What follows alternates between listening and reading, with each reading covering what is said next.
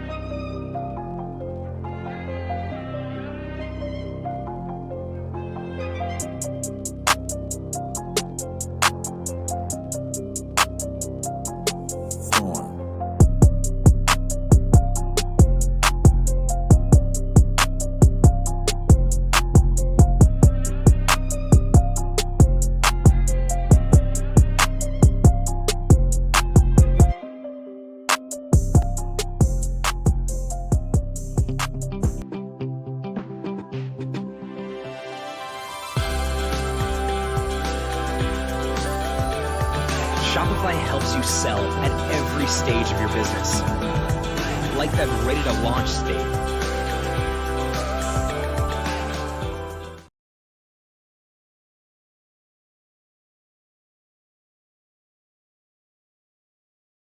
They hate when you elevate, elevate, elevate. They hate when you elevate, elevate, elevate.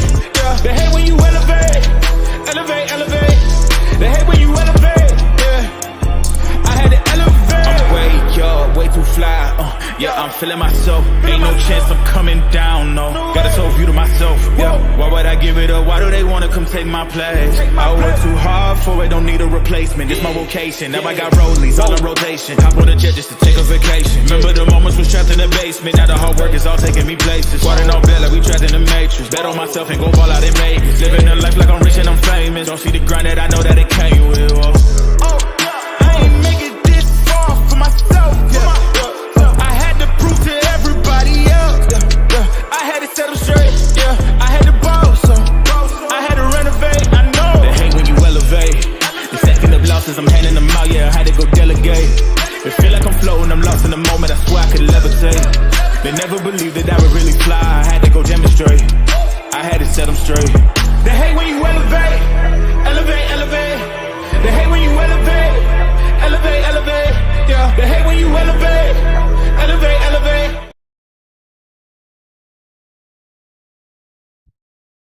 Burn Live, y'all. Marijuana keeping y'all connected. Hashtagging these red eyes, changing the viewers' eye red, keeping underage, smoking off social media, killing myself for your entertainment. Sitting here with friends and family. Let me go take. Okay, I need somebody to do me a small favor. Let me know, is what y'all see and what I'm talking the same thing, or is they off? If they're off, just let me know so I can switch my cameras out. Please, anybody up in here, because I see that it's a little off, but I'm not sure it's just off with the words. And if it's off with the words, I'm just going to switch my camera back to my normal camera. And I'm going to be a little upset because, you know what I'm saying, I like this camera. It's high definition. Is very good resolution. But if it's off, which it looks like it is, I'm gonna be a little upset because, you know what I'm saying, I like this camera. Yeah, bro, that's hella off. That's hella off. That's hella off. That's hella off.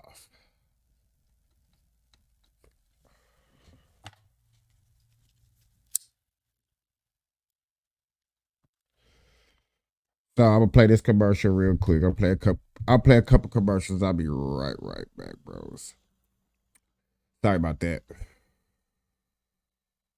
If you feeling, if you feeling, if you feeling, if you feeling, if you feeling, if you feeling,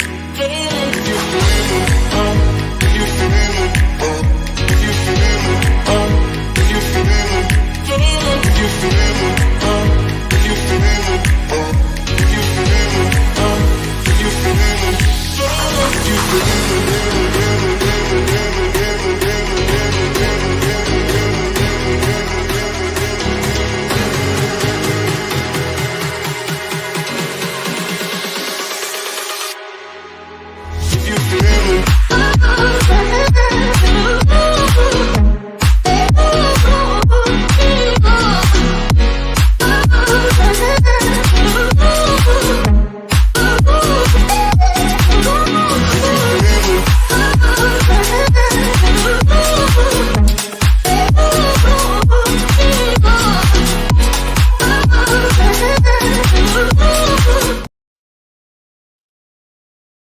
That's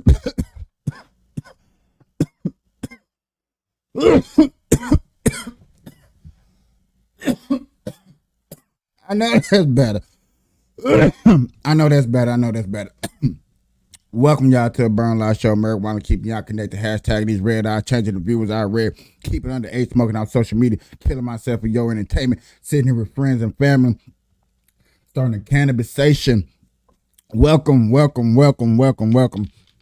I just tried a new camera out, and I love the high resolution of it. Loved it. But damn, it was dragging along. It was making me look bad. I couldn't hold on to it, y'all.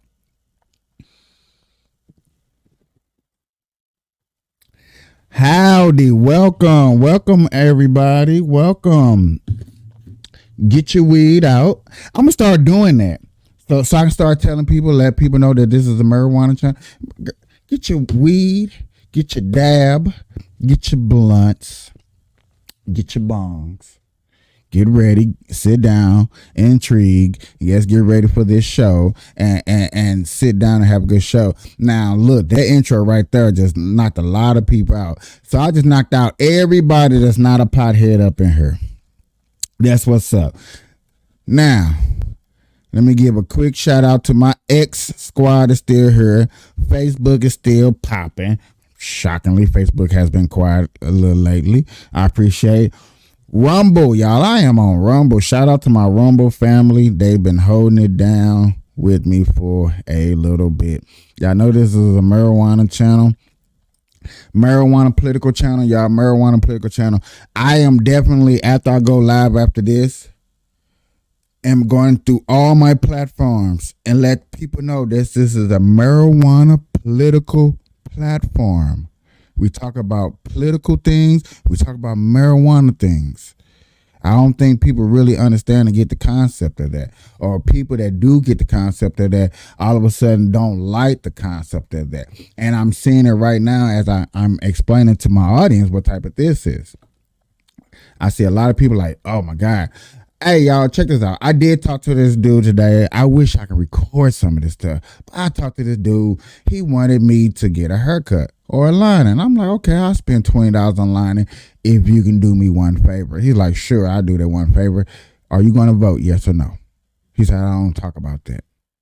It's too controversial. I never known that talking about things that matter around us can be so controversial. And it's really starting to get on my damn nerves. No bullshit. It's starting to get on my nerves how weak-minded people are going to claim to be. Okay? I don't think that's cool. I don't think that's all right. But to get into this, it is what it is. So y'all, let's, without further ado, we're going to get into some marijuana stories and laws. Y'all know how we do it for the first hour. If you're not, we try to touch down on much marijuana laws and stories that's been going on. And this is the first one I have ever done where it has something to do with death.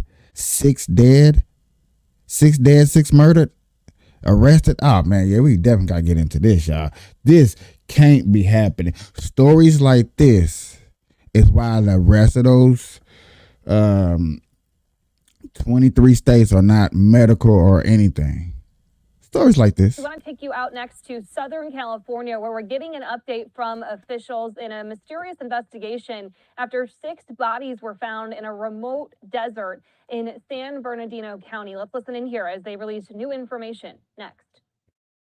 About 6 victims of homicide that we found in the northern remote area just north of the city of Adelanto. As a result of that, I want to say thank you for all of your patience. I know we've seen numerous requests as to what really caused that homicide and what information that we had as it related to that homicide. And I want to tell you that from the moment we started this investigation, we started to receive strong leads. And after I was briefed, I was quite confident that we'd be able to get the subjects that were involved in this homicide into custody. And with that, and that's the tireless efforts from our homicide team, from our specialized enforcement detail, and the Victor Valley Station, I'm pleased to announce that the 5 suspects that you see on this chart to my right were those responsible for this homicide. Before I introduce the sergeant that was in charge of this investigation and led this investigation, we used some human source and technological sources to be able to identify the suspects in this case. I would please ask your patience once again. The DA is currently reviewing the... Ladies and gentlemen, we're going over this because this case or whatever just happened, even though you don't know and I don't know, supposedly has something to do with marijuana. That's why we're listening in. We're trying to see what happened, okay? So bear with me. It's California. California has some of the biggest drug marijuana trafficking out there. So just bear with me, see what we can get into.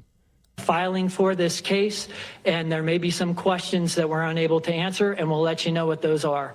And with that, I'd like to introduce Sergeant Mike Warwick to go through some of the details of this case. Mike.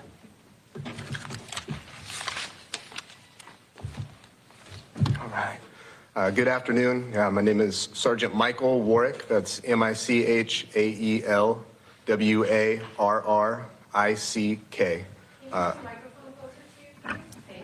Yes, is this better? All right.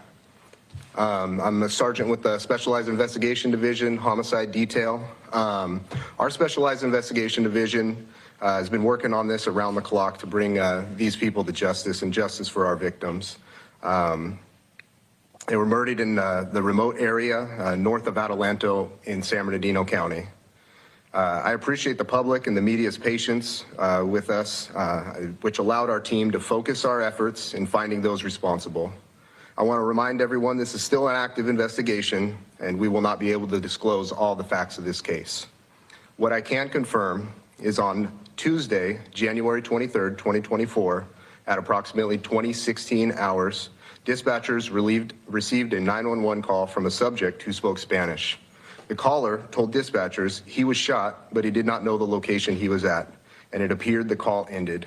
Dispatchers tracked the phone via latitude and longitude coordinates to a remote area in the unincorporated Adelanto area near Lessing Avenue. Due to the remote location, California Highway Patrol airship assisted our deputies and conducted an extensive search. Once overhead the area, officers discovered a crime scene and what appeared to be multiple gunshot wound victims, 2 vehicles, and one of the vehicles was apparently shot, had multiple gunshot strikes in it. The 2 vehicles were a Dodge Caravan and a Chevy Trailblazer. At approximately 20:40 hours, deputies from the Victor Valley Station arrived on scene and located 4 deceased males with severe burns. A 5th deceased male was located in the Chevy Trailblazer, and a 6th deceased male a short distance away who sustained a gunshot wound. Our sheriff's homicide investigators assumed the investigation to process the scene and find those responsible for these heinous acts of violence. I can confirm 4 of the 6 victims have been identified. The name of the 4th victim is still being withheld pending next of kin notification. Victim number 1 is Baldemar Mondragon Albaran, 34-year-old resident of Adelanto. Victim number 2, Franklin Noel Bonilla, 22-year-old Hispanic male adult from Hesperia. Victim number 3, Kevin Darial Bonilla, 25-year-old Hispanic male adult, resident of Hesperia. Victim number 4. I do apologize to everybody that's watching this because, yet again, it says down here, as y'all see me highlighting, of the reason why I'm trying to see. And I don't even think that he's going to say over marijuana because, yet again, this would have been the first case that we would have been discussing where there's been like true death. There's somewhat of only one report of death in the marijuana industry, y'all. But that right there was supposed to have been one. Obviously, this is how it shows up there. If y'all can see at the top. So they must have had some weed up in there. Must have had some weed up in there. But y'all know, I'm looking for news and stuff like that. I really try not to go over things that are not explainable, especially like that. We always sitting up here lost like, oh. It was nothing to learn. Been unveiled for growing marijuana at home in New York State. Sure has. Fox 5's Lizette Nunez is live on the Upper East Side with a look at some of those new rules. Lizette, what's happening? Dan, Tashana, good morning. Well, homegrown weed was part of a clause of the 2021 law that allowed for recreational use of marijuana. So now regulators are giving more insight on who will be allowed to grow weed at home and who will not be allowed. It's going to make a really, really big difference. New York regulators unveiling the first rules for those interested in growing pot inside their homes. The current draft would allow those 21 years or older to cultivate up to 6 mature plants which have visible buds and up to 6 immature plants which don't have flowers yet per home. New Yorkers could keep up to 5 pounds of flower on hand, significantly more than the current 3-ounce limit for legal possession. Residents are not allowed to sell what they grow. It would just mean that people don't necessarily have to go through a consumer experience or something where they're trying to find a dispensary, which has been, quite a challenge as the state has been grappling with multiple lawsuits that have really delayed the rollout. Some New Yorkers will not be allowed to participate. I kind of believe they doing it both like this so rapidly fast, just in case the dispensary demand shut down. Now, me and you both, everybody can sit up here and say, man, the dispensary game would never go nowhere. Not necessarily. There is going to be a high demand of dispensaries for probably like the next 10 years. And then after 10 years, I say another 10 years, you probably have close to all 50 states, at least medical. But once all 50 states get done getting medical at least, and you got dispensary, that's where you will start certain dispensaries fall off. Right now, y'all, if we looked up, or you can look up dispensaries getting put up and getting knocked down. I just did a dispensary story a couple of days ago. Dispensary got put up, but it got knocked down because it wasn't real. It wasn't legit. So to say and to think like, yeah, bro, that's the only reason why I feel like they're letting you grow inside these houses like this. And the funny thing they're going to say, like, if you're on Section 8, and no, I don't feel sorry for my niggas. I'm going to say it like that. I do not feel sorry for my niggas that's on Section 8 that cannot grow weed. And if you get caught, yes, you should lose at least your Section 8. Yeah. At least you're not going to jail. Now, everybody else probably like, man, that's harsh, but they're not going to jail. You want them to go to jail? Or you just want them to lose their little quick ass license real quick, real fast, real quick? Come on, y'all. Let's be real. Participate, including those who live in NYCHA or government housing. That's because while the state has legalized marijuana, it's still illegal on the federal level. Today, the State Cannabis Control Board was supposed to discuss the rules. Now, I know a lot of Section 8 places and people smoke weed around there because people don't regulate. I know I'm gonna lose a lot of people for that, but I just look at the law part of it, bro. Be sneaky, be sneaky. I'm not knocking nobody from being sneaky and doing what you do. If you get away, you get away. You know what it is? It is what it is. But if they're going to do these with the growing, they're going to need people to come out here and start searching these houses, bro. And if they're going to have people to do that, really, I'm just curious. Are they really going to have people out here searching these houses? If you're on Section 8 and you out here growing and you know you're growing illegally, do you feel some type of way or you just don't care? Like you really don't care. It's not a real bother to you to say that you're breaking the law or anything. You're just looking at it like I'm doing what everybody else do. What makes me so different? Why can't I do it? Because you're on federal property. The feds own that property. When you on Section 8, you do not own your house. The feds own your property because you're barely paying. That's the difference. That's the hard gift of it all. I know it's crazy to say it like that, but it is. Hello out there. Hello to some of my Facebook fans. If you're commenting, please come to the Burn Live page or any page. I appreciate you liking whatever page that you follow me from, especially on Burn Live. But you can come to me on YouTube.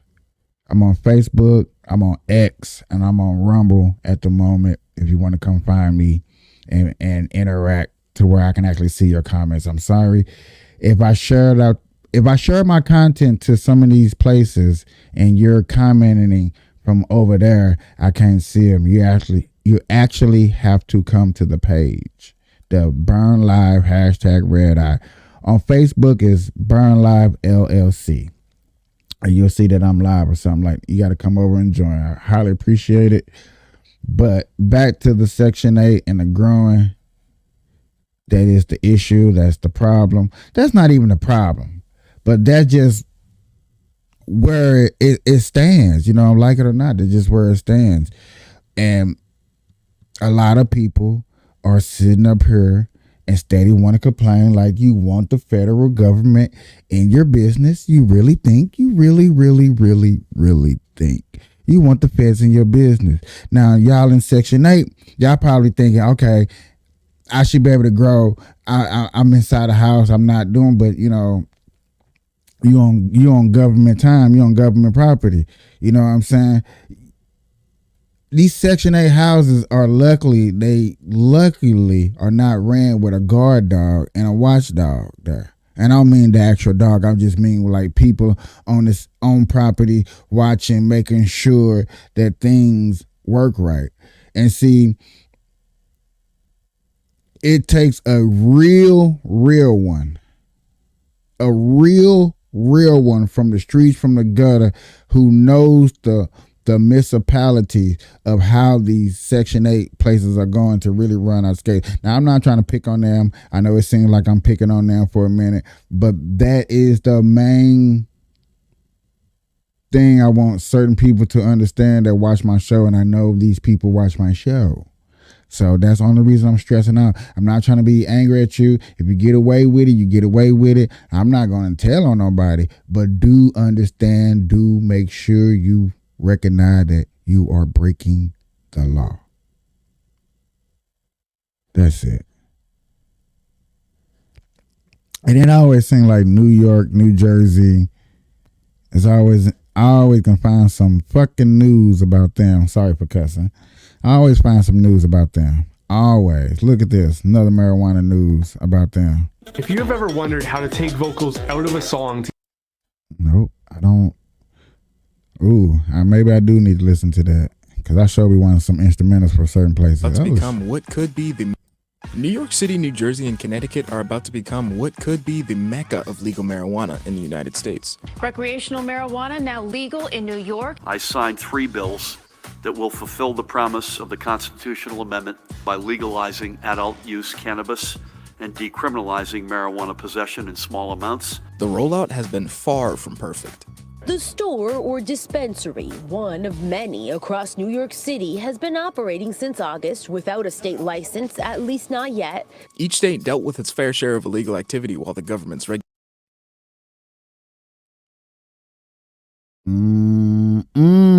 breaking the law. Breaking the law. But you can't break the law if there's no law made, though. So you can't say, even though they're saying illegally, they will be legally if they knew the steps and process they need to go. They don't know the steps and process, so how can you call it illegal? That just sounds so, you know what I'm saying? Like you just wanting trouble to come my way.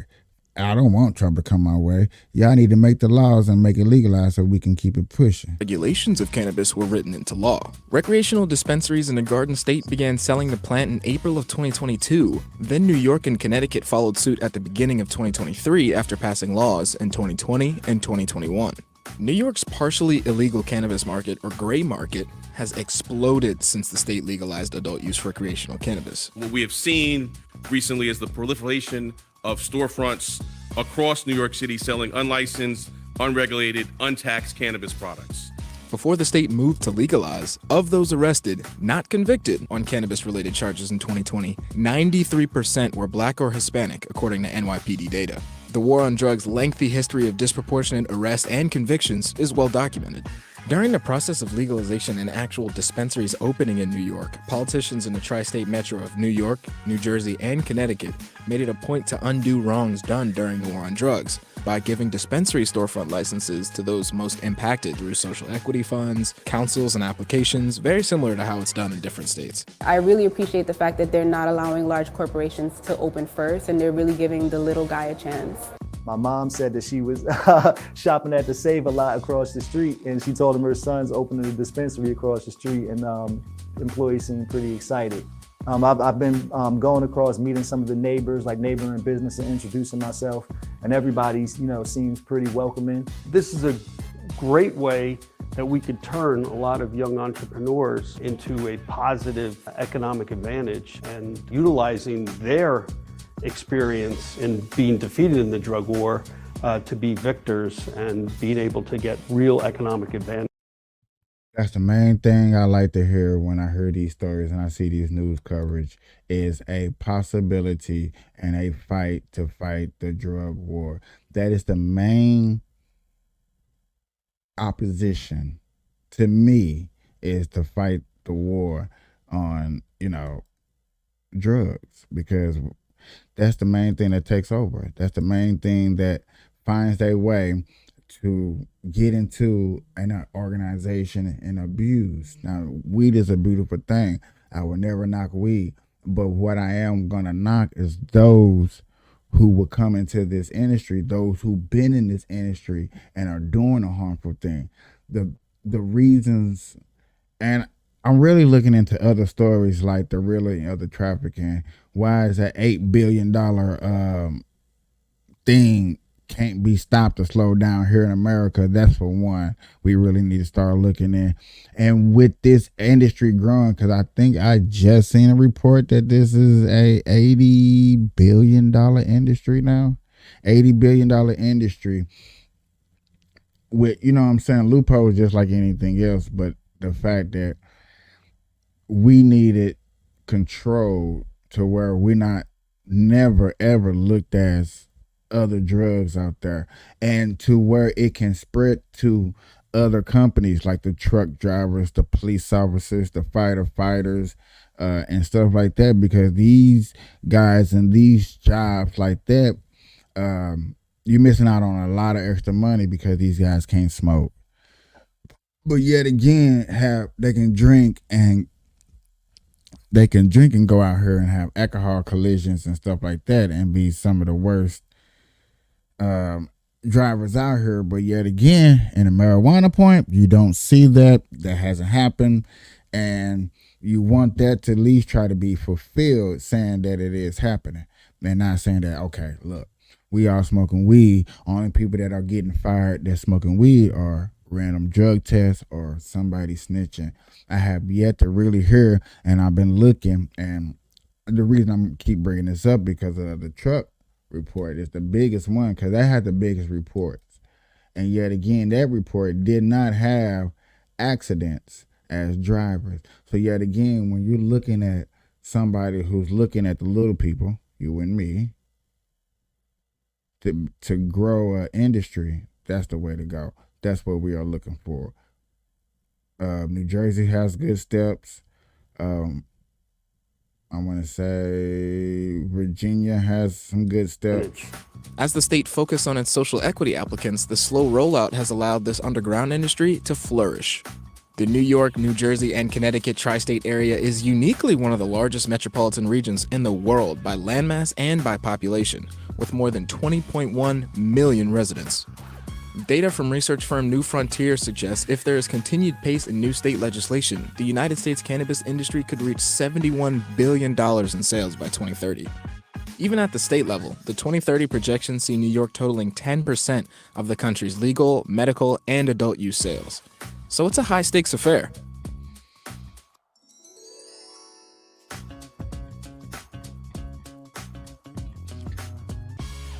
I sure was about to say, what the hell was that noise?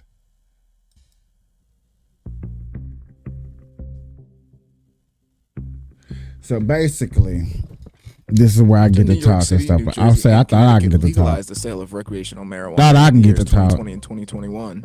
It took on average a year and 3 months to complete the regulation necessary for dispensaries to open, which is a long time for a recently legalized drug to have virtually no safeguards. As a result, the gray market thrived. Marijuana and tobacco are much easier to grow, much easier to produce. You can grow marijuana plants in your backyard. That gives the black market an opportunity to, really capitalize on that because it's so easy to grow. Officials made it easy to buy and sell legal cannabis, but the rules for growing. See, this is where I would thought y'all were trying to make it legalized for everybody to grow, to try to decrease the black market. If everybody's growing weed, who are you selling it to? Everybody has it. Everybody has it. So who are you selling it to? You would think that would slow down the black market. Maybe not. I don't know. I would think. But yet again, I could be wrong. Growing it at home or lagging behind in New York? It's been 2 years since adult use legalization, and New Yorkers still can't grow plants in their homes recreationally. New Jersey's rules are a bit different. Home cultivation for adults 21 and older is legal, but current operating dispensaries only have a handful of cultivators to buy from. Just 11 companies for both medical and adult use cannabis. I hope at some point the CRC board understands the predicament that the black market guys, the existing guys, face.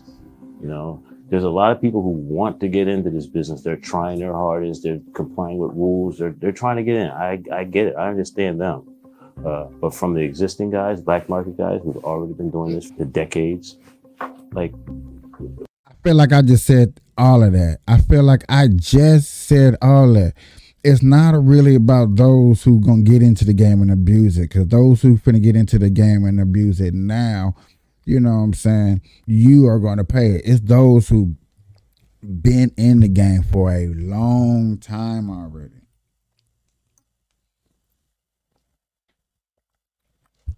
The guys who's been doing it illegal can now go put their name on a piece of paper and legalize it and clean their money up.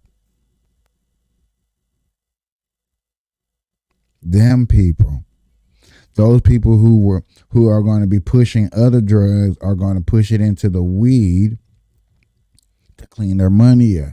Them people that are going to take their weed, like what you hear on the stories, and be sprinkling fentanyl into it. Them people.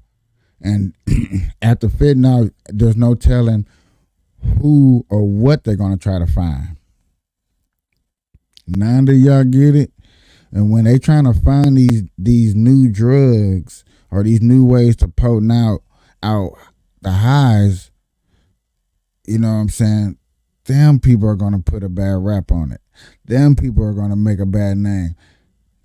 Them the ones we looking at like, how can we weed them out? Because right now, they're just putting up shops and hiring people and flooding the money until you catch them. And they shut down the shop. Do they care about them shutting down the shop? No, they're not even there. Ain't nothing in their name for real. They just opening up this stuff. They pushing this stuff. They're making the money off of it. The police shut it down. They don't care. They done made so much money off of it. They done pushed enough. The little money they got sees, okay, cool. We just go take what we got right here and start another one somewhere else. That's the problem we are having. That's the problem that we are looking at. That's the problem that I be seeing, because you open up the door so wide the hell open. Okay, you just did dispensaries. Now you're doing dispensaries and letting people grow. Not only is you letting people grow, but you're letting people hold up to a lot amount, 5 pounds. So now when you do a kick door, police do a kick door, they see you at least a couple of pounds, you got to look past that. What are you saying? What is you saying? Now it's safe for people to go stash pounds of weed at other people's houses. Oh man, how many pounds a week can we stash in this state? 5? Okay, 5 at each house.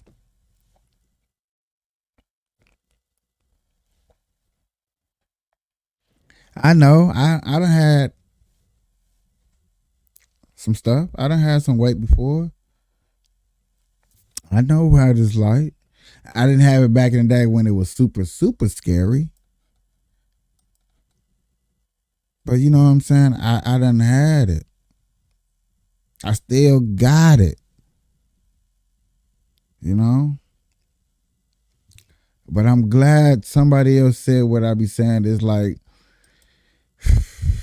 it's you can't slow down a person with money until you catch them in the act. And most people with money know how to avoid getting caught in the act. We can't stop and wait for the system to catch up to us. The other thing is, when you have massive grow sites all over a state, like you have in my state of Colorado, law enforcement is not able to go and inspect every single one of those grow sites and figure out which one's illegal, which one's not, which one's following the rules, which one's not, when you have millions of plants that are being grown. So it's easier said to regulate it than it is done. And the black market is really benefiting. You don't just eat Cheerios for you. I guarantee they benefiting. That makes a lot of sense. That makes common fucking sense to me. And that's why I said, New York Governor Kathy Hochul. That's why I said in certain states, oh my God, I done seen her in the news a lot, the New Yorker. That's why I said in certain states, if you're not going to be able to find a way to regulate it, and from my understanding from what they say in the state, all states can't do it. All states are having this massive problem. There's a lot of states out there that have a lot of back roads. The more back roads you have, the more problems you're going to have. And I'm like, yes, that's it. That's it. Hochul is actively trying to control this exact problem. Hochul's office proposed new legislation to crack down on illicit cannabis stores, which would increase the civil and tax penalties for the unlicensed sale of cannabis and empower the Office of Cannabis Management and Department of Taxation and Finance to close stores engaged in the illicit sale of the plant. Violations of current cannabis law in New York could lead to fines of $200,000 for illicit cannabis plants and products. Despite the efforts, the slow rollout of the legal system gave way to a new market to grow and a set of customers with regular demands.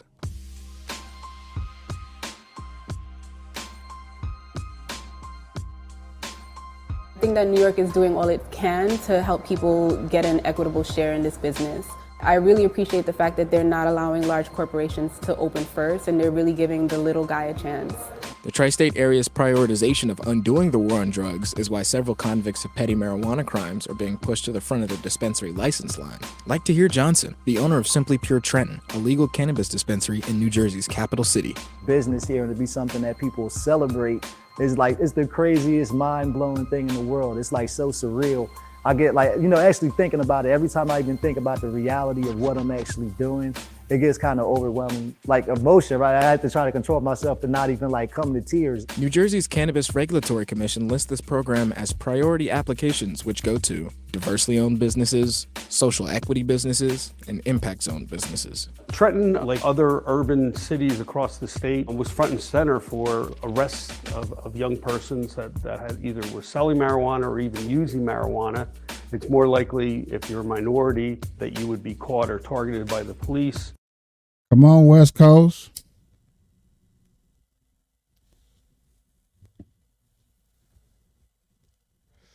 Come on, West Coast. East Coast say, okay, I see what West Coast do. They give it out the stuff to all the big folks. We gonna give all the stuff out to the little people. Okay. And this enables them, it doesn't prohibit them from now being front and center in the cannabis trade now that it's legalized. Despite New Jersey's push to prioritize those most impacted by the war on drugs, of the applicants who have applied for the social equity conditional cannabis licenses, only 20% of these businesses are majority owned, meaning they own 51% of the company or more, and only 16% have prior marijuana convictions. In order to operate your cannabis business in New Jersey, applicants have to go from a conditional license to an annual license, which only 5% of social equity business applicants have done. Cannabis legalization is new, but cannabis itself is not new. So there are people who have built their whole lives, their careers, feeding their family on feeding cannabis long before we ever decided to legalize it. And I think it would be hypocrisy that those people shouldn't get an opportunity to be a part of it also. New York City also placed an emphasis on offering opportunities to those impacted by are finally beginning to open and sell product. This looks different than it does in Jersey. The city will find a building, lease, and renovate the storefront for social equity applicants who will have to eventually pay this money back, plus market rate interest. Some issues have come up here.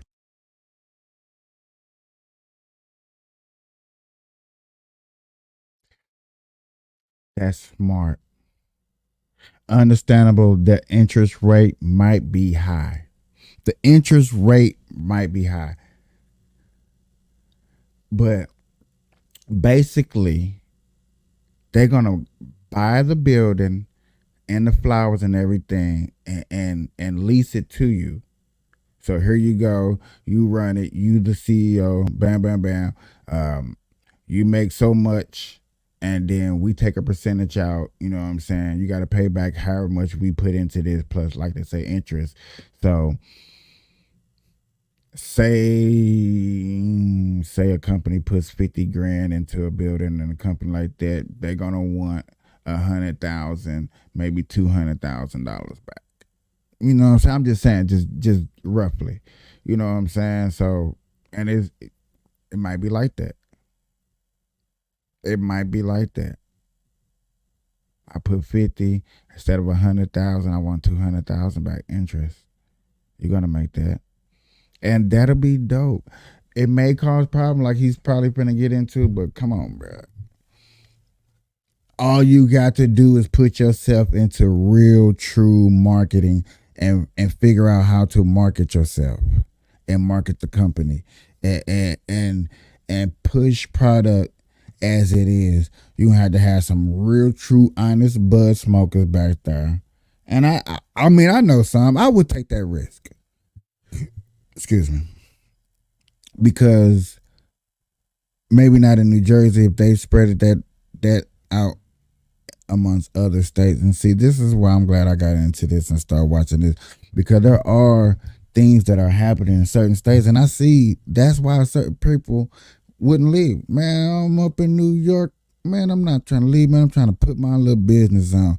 You may not get a dispensary. You might get a flower shop for the growers and stuff like that. There's so much things you can do.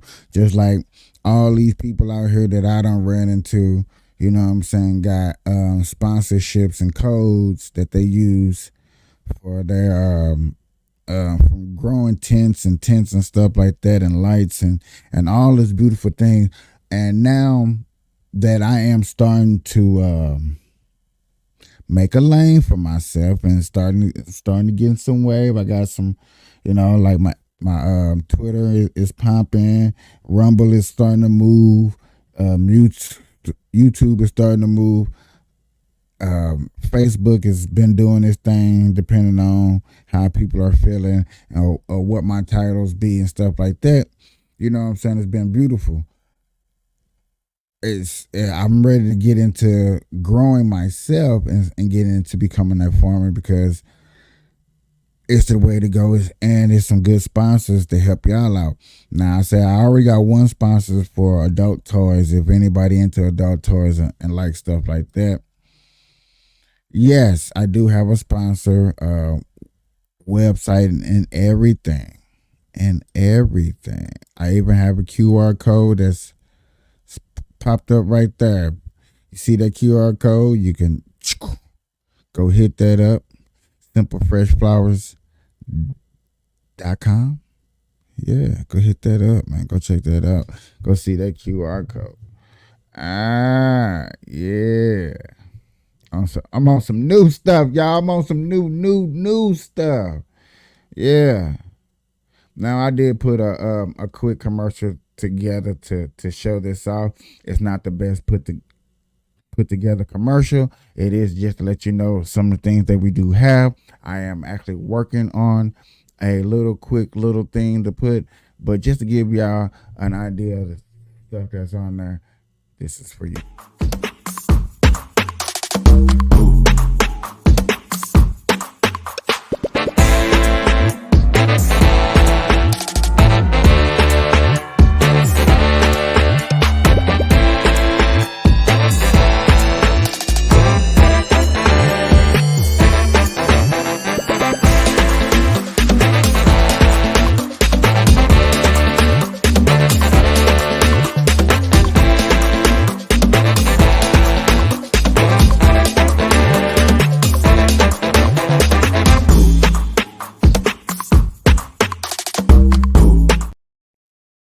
I really need to work on that one and really get that other one up there. I really need to get that other one up there and quit bullshitting. That one's just so extra horrible. But you get an idea.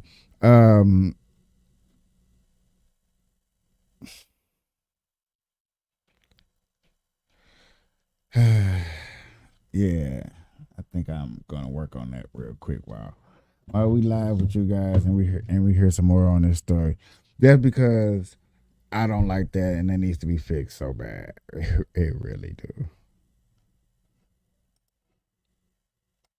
The Dormitory Housing Authority of the state of New York is having a hard time finding storefronts, which means very few social equity-owned dispensaries are opening. Just 4 in 4 months. The legal cannabis industry has surpassed $36 billion. To grow, it needs people like you to work from seed to sale. We provide the education to help you lead cannabis forward. Shape the future of cannabis. Learn more at Cannavision.com. You see, I played that whole commercial. No skipping on that one.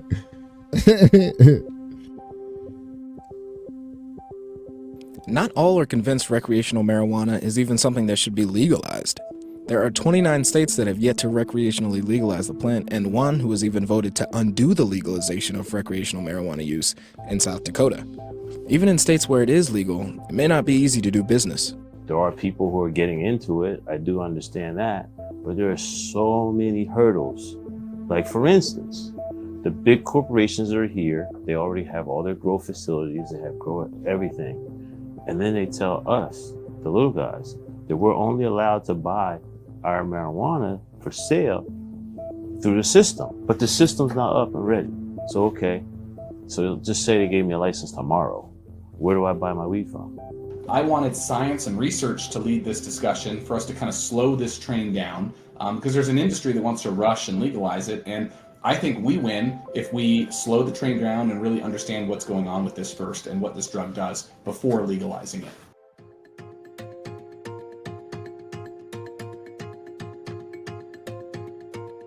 I think that what we have to do is we have to make sure public health is first at the table, and that those are the chief concerns that we listen to, because the industry is making a lot of money on these new high potency products, but all of our scientific bodies, like the American Society of Addiction Medicine, like the American Medical Association, they're all saying high potency products are one of the chief dangers of marijuana right now. Every cannabis company should be focusing on hiring people who have had previous cannabis charges and people who have come from communities that have been impacted by the war on cannabis. The cannabis industry made $26 billion in sales last year.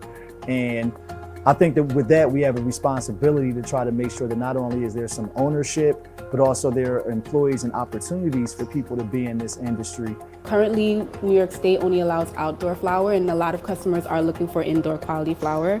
And that's something that I hope will happen in the near future so that we can be, America's hub for cannabis.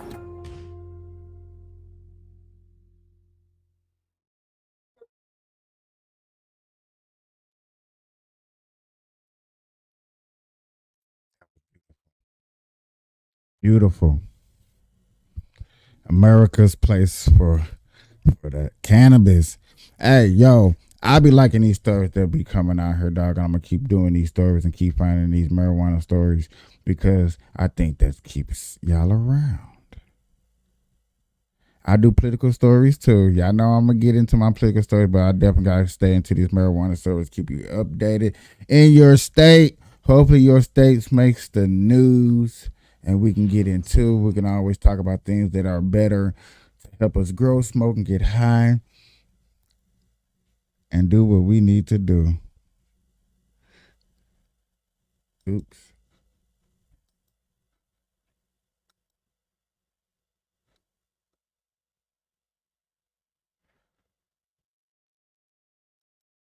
Because I do understand, like, even though that everybody's growing weed, everybody wants to grow weed and stuff like that, everybody's not gonna grow weed because some people are gonna be good at it, some people are gonna be bad at it, and once certain people figure out either or either, then it is what it is. You know what I'm saying?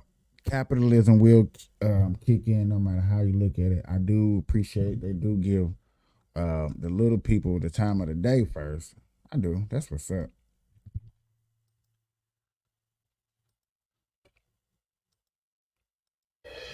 The last best place is probably the last place you'd expect to see this. Dispensaries and grow houses dotting Montana's stunning landscape.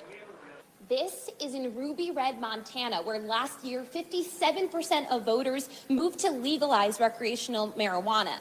To give you an idea, 2 years before, President Donald Trump received that same share in this state. Today, 22 states and the District of Columbia have legal access to cannabis. But the lack of federal legislation is leaving small dispensary owners with big problems. This is one of the highest testing strains in Montana. Elliot Lindsay is the owner of Bozeman-based dispensary Grizzly Pine. We need to move past the conversation about whether or not cannabis exists or should exist and move towards a regulated industry that is normal. Even legal cannabis businesses are anything but normal. Every week, Elliot drives hours in an unmarked van to deposit cash at one of the few banks willing to work with him. As a dispensary owner, he can't access most major financial institutions or take credit cards, since selling marijuana is still against federal law.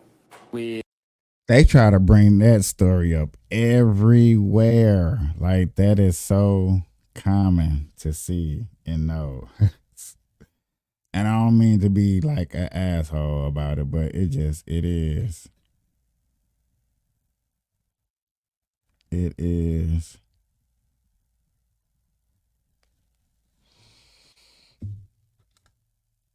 We have been fortunate enough to find a local credit union. Elliot's careful not to ruin his relationship with a local bank that keeps his business compliant with the law.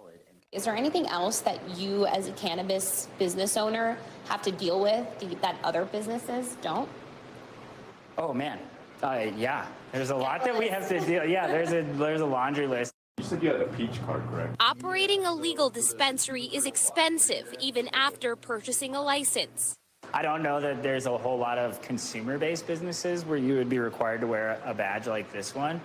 Owners could face hefty fines for failing to follow strict rules amid unscheduled inspections from state authorities. Since cannabis is still a Schedule I drug, legal dispensary owners don't qualify for tax exemptions like traditional businesses. Gallatin County Sheriff Dan Springer backs federal legislation that would give marijuana businesses access to banking services.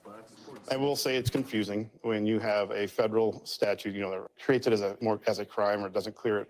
And then you have state laws that are different than federal laws. Safe Banking's biggest advocates in this state say they don't support legalizing marijuana. But now that voters chose to do it, they say it's a public safety issue not to take action. That includes Montana's Republican senator, now leading the charge in Washington on the bipartisan bill. We want to help law enforcement. This is about making our communities safer by allowing these businesses access to our banks. Working with top Democrats on perhaps the biggest marijuana reform bill that could pass this year. So if we're going to have businesses doing this, then let's treat them as businesses and not as drug dealers. Julie, I got two questions for you. One is small Montana politics question, and I'll do that second. it's kind of hard and weird to hear things from a Republican side. It's been real weird and hard to see things from a Republican side. Interesting. I don't have no problems with it, but very, very interesting what I just seen right there. I ain't gonna lie to nobody at all. That's funny. That is very, very funny to me.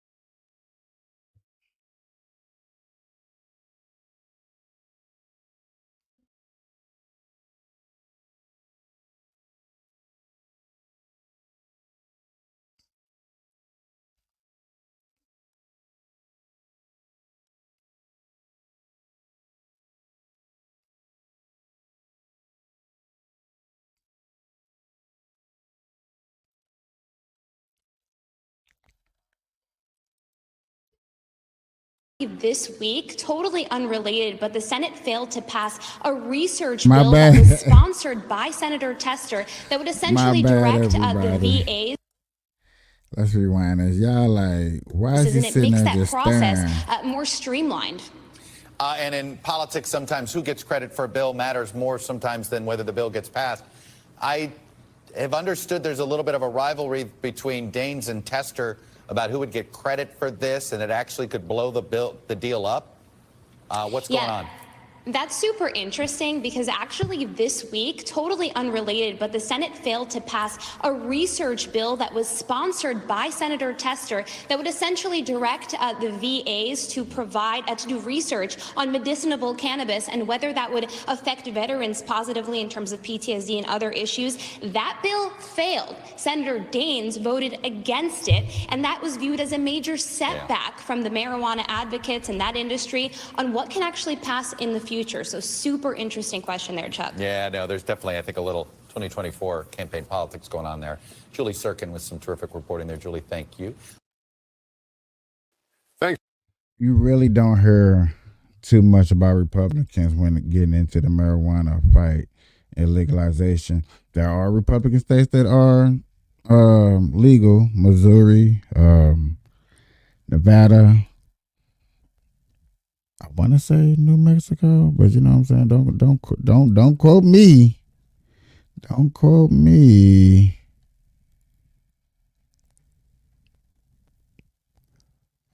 Some of these stories are just getting a little bit far back out of months, y'all. So y'all know what that means. I'm gonna have to chill out for a second. Now, man. Oh shit.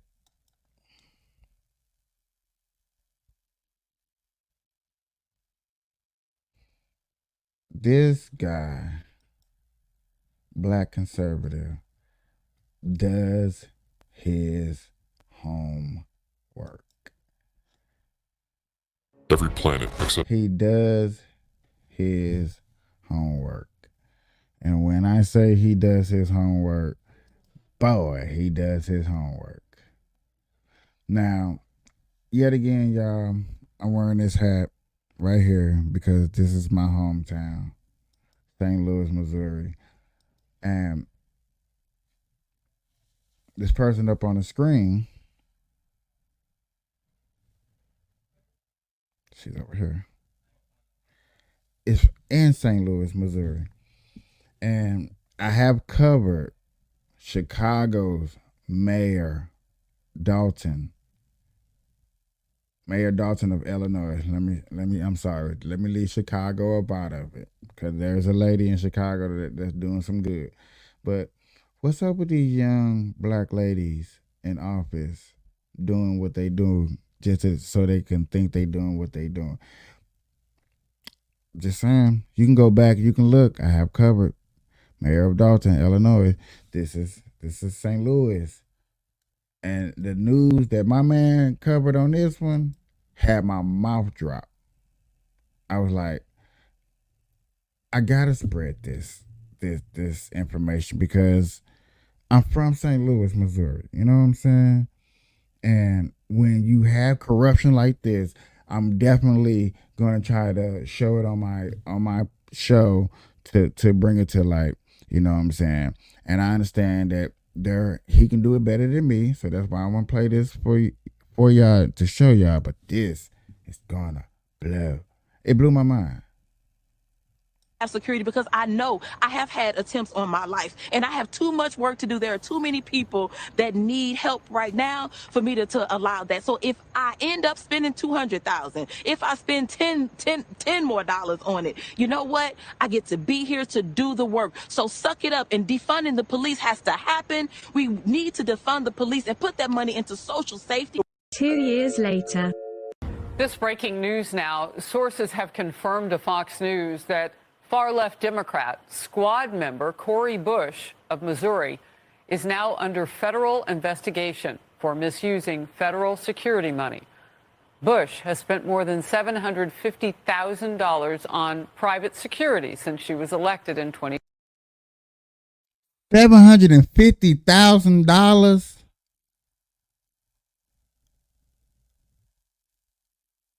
Who she think she is, Chelsea Clinton? Y'all don't know where I got that from. Y'all don't know where I got that from.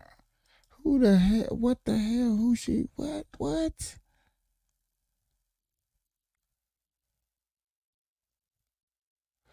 When a black man told a black woman she was a queen, damn did they take it to their head. All the way to the bank. All the way to taxpayers' money. When you told that black lady she was a queen, this how far they take it. They take it out on the taxpayers' money pockets. Damn. Gina? Now people that come on, man, look at I just want y'all to hear it again of wondering why I'm saying that somebody called this woman a queen, and she like, okay, she took it all the way up to the top. She became a governor. She like, I'm gonna take it out on taxpayers' money because I'm a queen. I'm a queen. I'm a queen. $750,000 on private security since she was elected in 2020. Now, remember, these are the same people who defunded the police, but then had to have private security. A watchdog.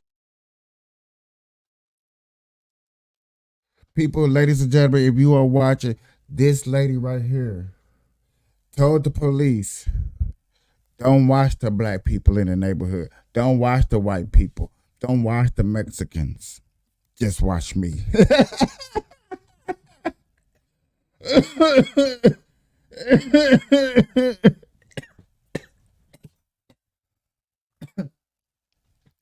Nigga, she been watching too much Color Purple up in her.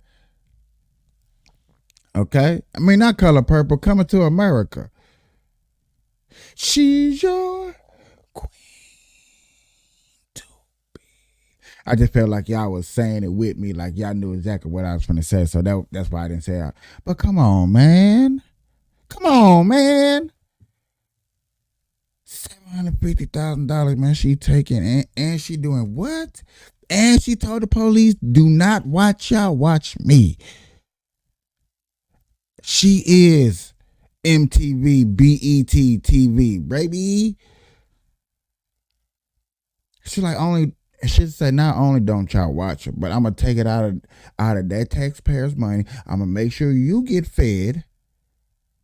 So I need y'all looking at me. I need y'all to watch me. I need y'all to pay attention to mother skin me. Because I am a queen. My mama, my daddy, and my husband told me I was a queen.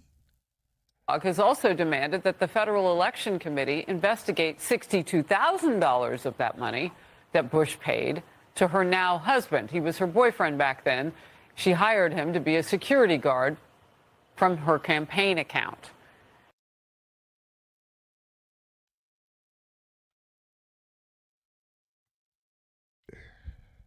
I understand get everybody involved, but you gonna give him one of the, man, he's head of security because he knows how to protect me. I get that, but you could have found something else for him to do.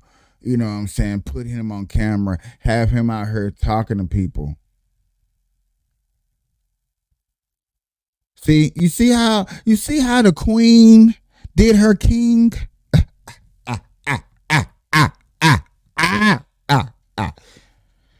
You see how she did her king? You are my king, my queen. Yeah, I want you to go work police, be a servant to your queen, not be a king to the queen, but no, be a soldier to the queen. Do y'all see what the queen? Come on, man, that's a queen right there, y'all. Y'all mad at me? Y'all mad at me? Because I'm saying it? Because, you know, that's what we supposed to call our black people. You supposed to call all our back. She's our queen to be. That's what I'm supposed to call her. But look, if she's taking my people, taxpayers' money, and fucking it up. You may remember Congresswoman Bush, one of the big proponents of defunding the police in 2020. I mention it again because look how much she spent to make sure she certainly didn't defund her protection. Boy, oh boy, oh boy, oh boy, oh boy, I gotta tell you guys, I am fired up for this video, okay? Because news like this makes me so happy. It warms my soul, okay? It warms my soul, even though it might be a little premature because nothing ever really happens to corrupt Democrats. But who knows, right? Only one can hope, okay? And boy, oh boy, oh boy. I gotta tell you guys, I got a bombshell story for you guys today, okay? Involving the dumbest member of Congress, no other than Miss Cori Bush. Wealthy should pay their fair share. Yes, wealthy should pay their fair share. Oh my God. Oh my God. Anybody that's watching, you finna learn something real quick. You finna learn something. I'm finna learn you something. That's what I'm saying. Go check out my boy, Black Conservative. Give him a ups. Here, look, bam, give him a ups, because Jesus. fair share? What percentage? So you're saying that you're saying that they're paying their fair share is what you're saying? No, I'm asking what percentage is a fair share? Their fair share, the same, if a third of my money is going to taxes, then I think a third of their money should be going to taxes. Well, it does. I'm trying to understand because you realize the effective tax rate on the poor is less than it is on the rich, right? Okay, so first of all, I'm not the poor. This is the part right here. He didn't say you. He didn't say you. He didn't say your black ass. He didn't say your queen. He didn't say you, the niggas. You and the niggas. He didn't say that. He didn't say that at all. He didn't say that at all. He didn't say nothing like that. He might should have had said that. He might should have had inquired that. But no, he didn't say that. Why? Because one, that's racist. One, that's discriminatory. Two, that's not the point of what he's trying to fucking make. That's not the point of what he's trying to make. And she had no way of getting out of that, so she got offensive. This white boy is outsmarting me. The white man's outsmarting the black people again. So we gotta get defensive and say, I'm not poor. He wasn't talking to you. Oh my God, black conservative dude is doing another good job on my mama, because y'all gotta see the facial and see what's going on. Come on, man, dog. This is how you get put on Front Street. I'm gonna play it again. Tax rate on the poor is less than it is on the rich, right? Okay, so first of all, I'm not the poor. I'm very close to that line, but I'm not the poor. Okay, so the effective tax rate on the middle class is less than it is on the rich, correct? What? Huh? What? Huh? What? What? What? What? What? What she had to say, y'all? How did she get into office? Why did we vote? You want to know why we voted her into the office? You want to know why she got up there? Because we told her she was a queen. She's your queen to be. She's your queen. But the man hit her with some facts and she got offended. Oh, my mama, I'm not poor. I'm close to that line. What the fuck does that got to do with who pays the most taxes, bruh? When you tell a person that is poor that, damn, you're barely paying taxes compared to the rich, then you get offended. If anybody on my show that's watching got offended because that's true, then it sucks to be you. Get offended. You need to be offended. And I think that's why this one dude that I watch, he be offending people on purpose. He said, you need to be offended because you need a reality check. Some people out here need a freaking reality check when it comes to some simple things. Simple. Not color. No. Who pay more taxes? Obviously, you should know because you pants it, boy. On the poor is less than it is on the rich, right? Okay, so first of all, I'm not the poor. I'm very close to that line, but I'm not the poor. Okay, so the effective tax rate on the middle class is less than it is on the rich, correct? Look up. Pause. Mouth open. What fair share would you like to change the tax rate to on the wealthiest what percentage of Americans so it's a fair share? So let's say the wealthy 1% could pay, let's say if they paid, let's just give them 45%. You know, the black supremacist lady that always cries white supremacy when she doesn't get her way. This dude right here, man, that's talking black conservative. Go check him out on YouTube. Man. Did he pick out a good clip of that? She can't make an argument for or against any piece of legislation in Congress without crying about racism and white supremacy. Yeah, That woman, okay? Somebody that St. Louis should be embarrassed to have represent them, okay? The woman that was a major hypocrite when it comes to defund the police, and the fact that she spends hundreds of thousands of dollars of campaign funds on security for herself. Congressman, before we let you go, let me ask you about something else aside from the moratorium. You faced some criticism in recent weeks over your push to defund the police. Campaign records show that you spent roughly $70,000 on private security, and some critics say that move is hypocritical. What's your response to those critics? They would rather I die? You would rather me die? Is that what you want to see? Hold on, wait a minute. She was... Yeah, see, she was, yes. What's that Plies song? Have you heard that Plies song? You mad? I can't argue with you. That's how she was looking. In recent weeks over that's how she looked. Look, to she can get her Plies on. Campaign records show that you spent roughly $70,000 on private security, and some critics say that move is hypocritical. What's your response to those critics? They would rather I die? You would rather me die? Is that what you want to see?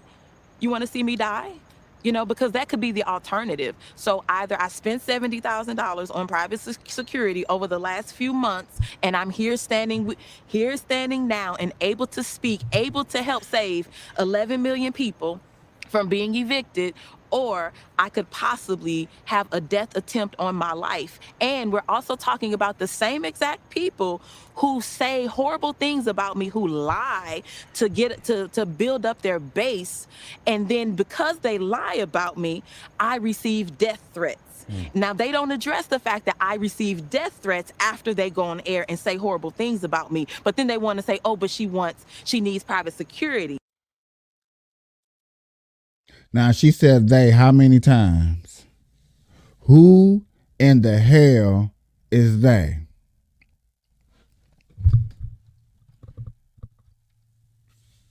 Who is they? Who is them?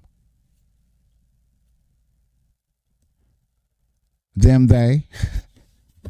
Who is them they? Who is them they thou? Who must you talk about? Bring thou name to the forefront. I reckon you say they name. She ain't gonna do that.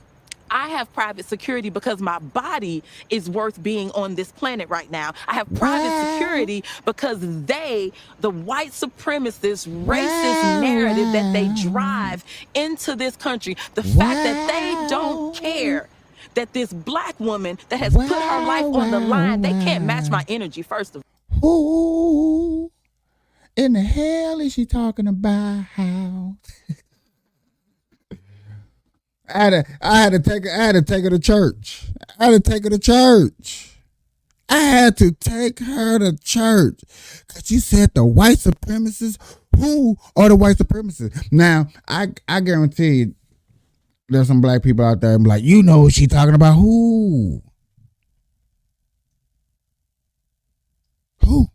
is she talking about? I just want to know. It's the same people that I rep. I just need to know. I want to know.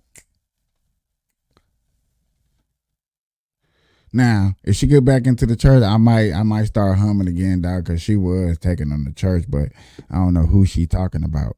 She should just drop a name. Pow. You know, drop the mic. Drop the mic. That's what she should do, but you know she not, because who in the hell is she talking about? Of all, this black woman who puts her life on the line, they don't care that I could be taken out of here. They actually probably are okay with that. But this is the thing. I won't let them get that off. You can't get that off. I'm going to make sure I have security because I know I have had attempts on my life and I have too much work to do. There are too many people that need help right now for me to allow that. So if I end up spending $200,000, if I spend $10 more dollars on it, you know what? I get to be here to do the work. So suck it up, and defunding the police has to happen. We need to defund the police and put that money into social safety nets because we're trying to save lives. Wow. Wow. Room temperature IQ stuff right there. Okay. Wow.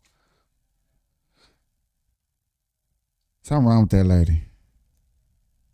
I'm glad he put this together. I'm not glad she doing this. Let me say it again. I'm not glad she is doing this.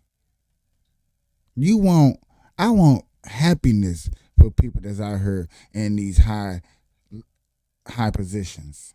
How about this? I don't know what I was going to say. High positions. Man, you got millions of people that's looking up to her like, oh, I want to be like her. You know how many girls that want to be like her?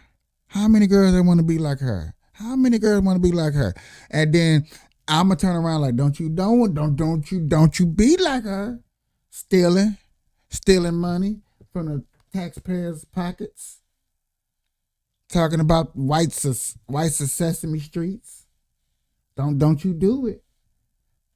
I don't want to hear Sesame Streets nothing. I'm tired of black people in these. Oh, there's the white Sesame Streets. Damn. Okay. Yeah. So Cori Bush is now under investigation by the DOJ for allegedly paying $62,000 to her now husband as a security guard from her campaign account. Now, again, this sounds very familiar to what Miss Fannie Pack Willis is doing with taxpayer funds down there in Atlanta. But, you know, Republicans. Do y'all know what Fannie Pack Williams doing down in Atlanta? Have y'all heard? She's spending and bending too. What's up? What's wrong with y'all getting spent and bent and getting paid? On taxpayers' money, not your own money, not your own money. Taxpayer money. Quit getting spent and bent on taxpayers' money. It's ridiculous. It's ridiculous. Not going to defend herself, okay, by denying any of the allegations, okay? She's going to say that this is just white supremacy. This is what she's going to say. Was first elected to the House in 2020. And again, a watchdog has demanded that the Federal Election Commission, the FEC, investigate the $62,000 that Congresswoman Bush paid her now husband as a security guard from her campaign account. And back in 2021, also important to note that Bush had taken heat for spending $500,000 on private security despite her impassioned pleas to, quote unquote, defund the police. Now, again, bombshell news here on Capitol Hill. Important to note, she's not the only Democrat here on Capitol Hill under investigation. Democratic Senator Bob Menendez is also under investigation. But we want to play for you again how we heard. Okay, so y'all know Bob Menendez, another person. So we just not going after you ladies. Going after you guys too. Just a lot of you ladies just quit getting caught up. If y'all wasn't getting caught up, I wouldn't be doing this story. Heard about this news, the reading of this from the House floor clerk. Take a listen. The Honorable, the Speaker, House of Representatives, sir. This is to notify you formally, pursuant to Rule 8 of the Rules of the House of Representatives, that the office of the Sergeant at Arms for the House of Representatives has been served with a grand jury subpoena for documents issued by the U.S. Department of Justice. After consulting with the Office of General Counsel, I have determined that compliance with the subpoena is consistent with the rights and privileges of the House. Signed sincerely, William P. McFarland, Sergeant at Arms of the House of Representatives. 1 in 2 small businesses don't plan on buying cybersecurity. Crossing your... Hey, I ain't know they straight up here be reading something to you and you're like, hey, dude, check this on. Now this way. Yeah. And we have reached out to Congresswoman Cori Bush's team for a comment. We are waiting to hear back right now, as well as the Justice Department for more details. That's crazy.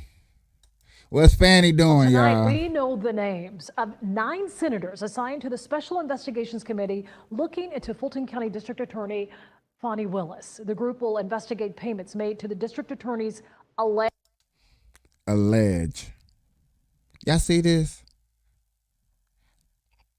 I know people looking at me like, man, you just picking on them niggas. I'm not picking on them niggas. Them niggas picking on themselves.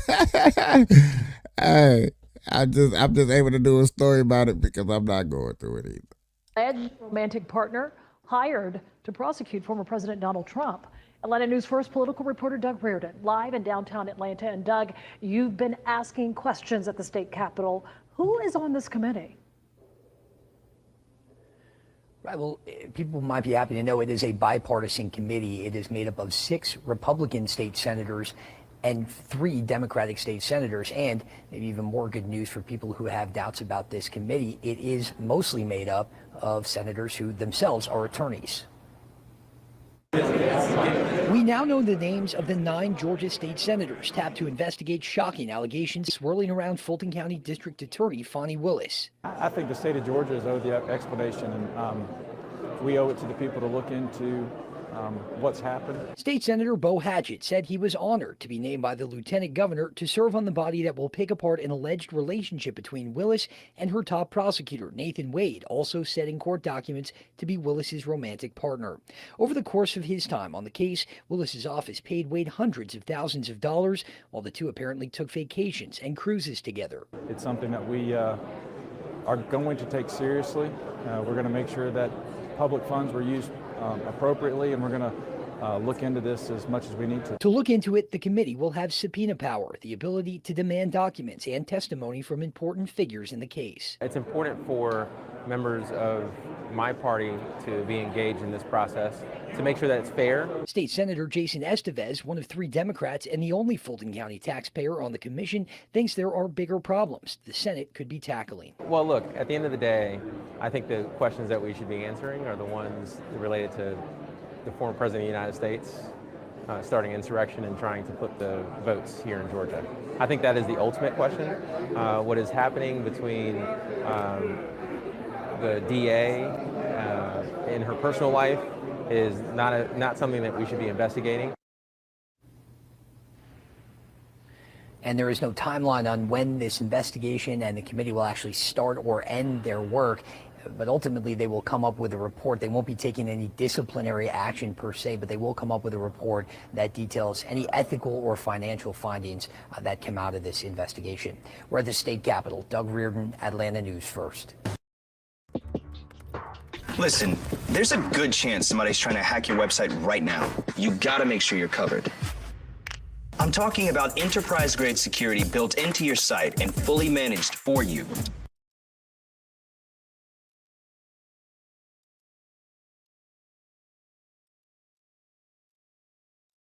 I don't want to say nothing. That's why I'm not saying nothing. Border battles in Washington. I didn't want to say nothing.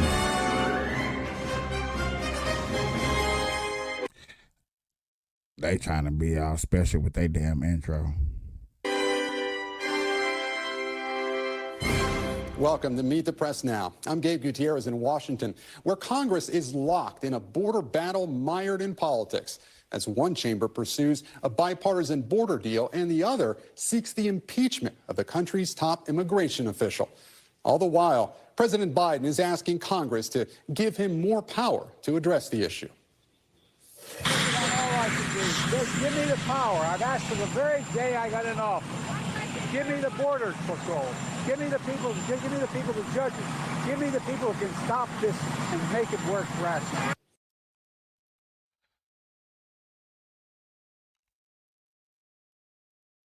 That don't even sound believable, bro. That don't even sound believable. But you know what? Joe is on the task, man. He been at it since day one. We cannot knock Joe for what he be saying. We can't knock him. But I'm gonna say, truthfully, that don't even sound believable to me. It comes after the president said over the weekend that he would, quote, shut down the border if Congress gave him the authority. And two sources familiar with negotiations tell NBC News that the bipartisan Senate plan, which is being negotiated right now, would grant that authority if certain levels of migrant crossing. Joe, what we gonna do with Joe, y'all? What we gonna do with Joe? I don't know what anybody can sit up here and say what we gonna do with Joe. It's so many people that's behind Joe. That's like, hey man, Joe is the person. Joe got us. Okay. Joe got us. Joe got us. Yeah, I think Joe got us. No, man, this stuff is crazy, dog. This crisis is moving very, very, very dangerously. And now you got, what is this? This is, look like trucks getting pulled over or something on the highway. I don't know what this is. I'm trying to see, y'all, before I even pull it up. Is it worth? These truckers talking some trucker business. Never mind. It ain't nothing. I was going to say, dog, this immigration problem. Got truckers getting pulled over. You know it's a problem if immigration got truckers getting pulled over. Like, come on, man. Like, how are we doing this? How are we going to get this done? How are we going to get this done? How are we going to get this done? Oh, he did talk. He did talk. Hey, y'all. The mayor of Chicago did talk. He did hold a press conference. Are there times when you... He did hold a press conference. I love to hear him talk, boy.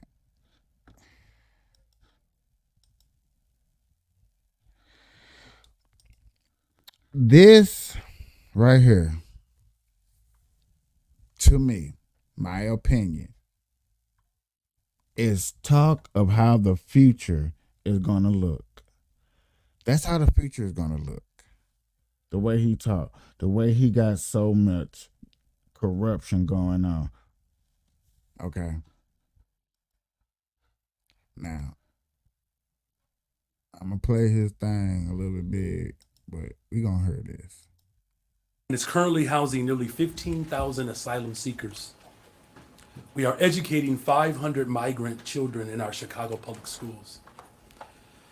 The governor of Texas, Greg Abbott, has sent over 600 buses to our city, 500 of which arrived since I took office.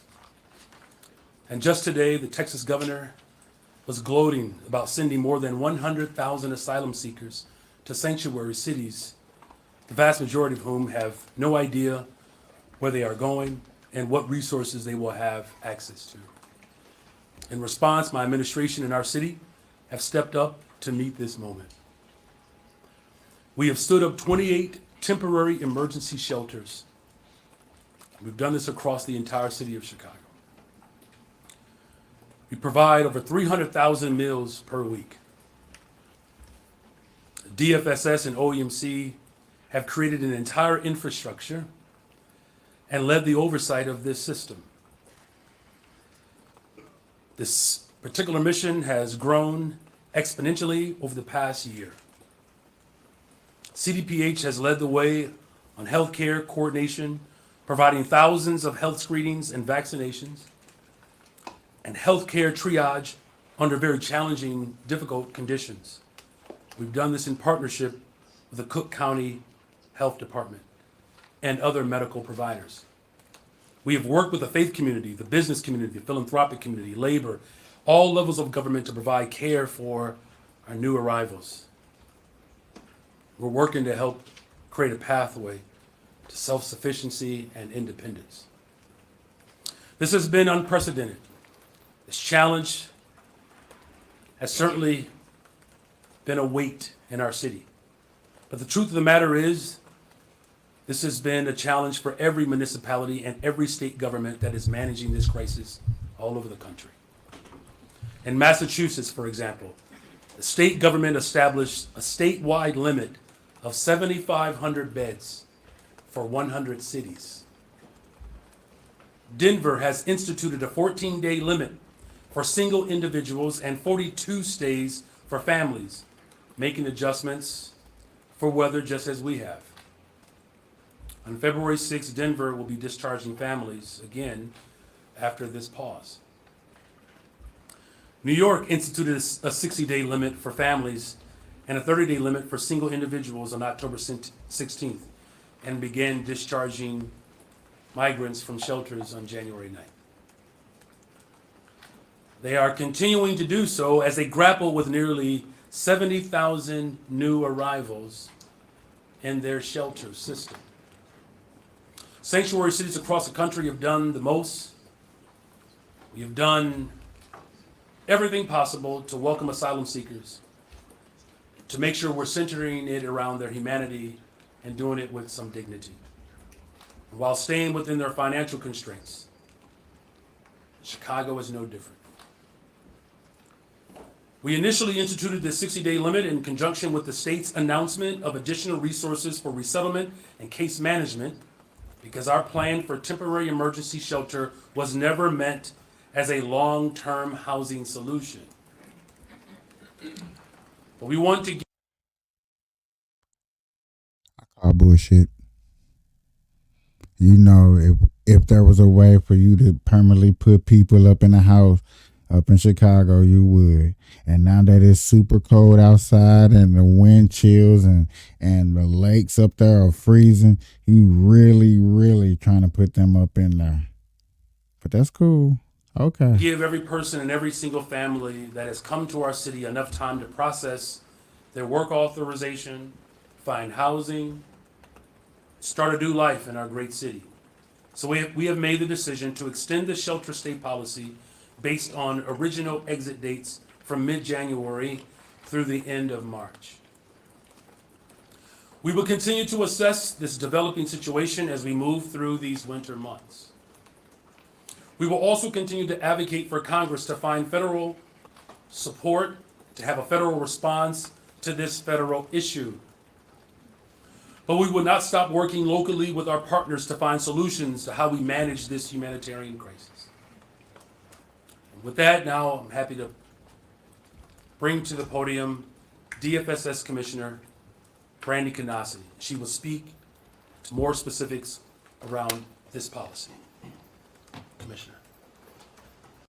Are you sick of having issues with your webinars? Girl, I'm just sick that y'all Wasting don't want to tons make of an app. time on troubleshooting with attendees? If Just so, make an app. That's it. Thank you, Mayor, for that introduction. Hello, my name is Brandy Canasi, and I'm Commissioner for Chicago Department of Family and Support Services. As part of the New Arrivals mission, DFSS, in partnership with our city partners, continues to operate 28 shelters across the city, supporting nearly 14,000 new arrivals. In the last 8 months, we have built a comprehensive model with I wonder if she's going to tell us how much they get in a month, cell phones and all the policies that's coming with everything they get. Bullshit. I want to hear. Now I'm nosy now. That's what I want to see. Because if the rumors are true, are they willing to slip out and say it somehow, some way, put it into a form to let you know, like, we are providing what? Because yes, you're providing housing, but food, 3 meals. Because that's the same shit you're getting in jail. A cot, 3 meals. They can't go look for a job, so you got to provide them TV, cable, something to do. I don't know. They get a cell phone when they first get here. Okay. without a blueprint and little federal support, allowing us to offer enhanced case management, public benefits, legal services, and medical care. Since last summer, approximately 11,500 people from our shelters have resettled through the state's Housing Assistance Program led by Catholic Charities, and 4,100 individuals have outmigrated from the shelter system to connect with friends and family, living out the goals they came to Chicago when they came here. As of last week, 2,800 applications have been submitted to the U.S. Custom, Citizen, and Immigration Office, and nearly 1,011 applications have been approved for work authorizations.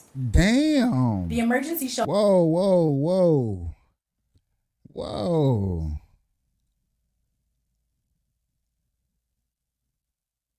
You got them to work awfully fast. When was this done?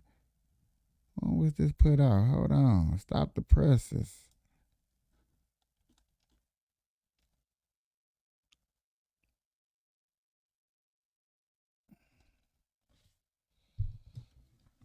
Yeah. All these people at work and working already.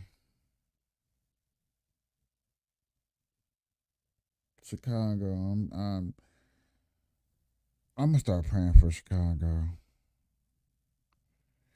Because I understand, like I understand these people are there, but dang, 200,000 people put in an application to be job efficient here, capability to work in America, and you sent half of them said, okay, approved. 100,000, let's go.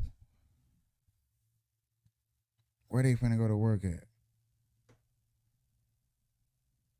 Okay, I mean, it's nothing I can do. It's in Chicago. But I hate for that shit to spread amongst all states, like they get to leave Chicago and use that outside their state. That's the next question. Are they allowed to use that outside their state? Yeah. Shelter system was built on the premise that shelter stays would be short term, as we work with our county, state, federal, and nonprofit partners to help new arrivals develop a plan and get on their feet. Due to the extreme cold weather Chicago experienced over the last 2 weeks, we extended the exit dates for new arrivals who were set to leave shelter throughout the month of January.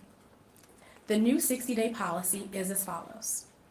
Residents who have an exit date between January 16th and February 29th will be given a 60-day extension starting from their original exit date. For example, if an individual was scheduled to leave on January 16th, their new exit date is March 16th. There are approximately 5,673 people who fall into this category. Residents who received a 60-day notice and were scheduled to exit shelter between March 1st and March 28th will receive a 30-day extension from their planned exit date. There are approximately 2,119 individuals who fall into this category. Anyone new who enters the shelter system starting today will receive the standard 60-day notice. Finally, new arrivals who entered the shelter system between August 1st and November 16th, 2023 are eligible for the state's 3-month rental assistance program. There are approximately 5,910 individuals who fall into this category. They will begin to receive their 60-day notice starting February 1st. Bro, how many? I need to go find somebody that be on Section 8 and see, man, how long did it take for y'all to be on Section 8 for y'all shit to get approved? So y'all can get a crib. How long do y'all have to wait?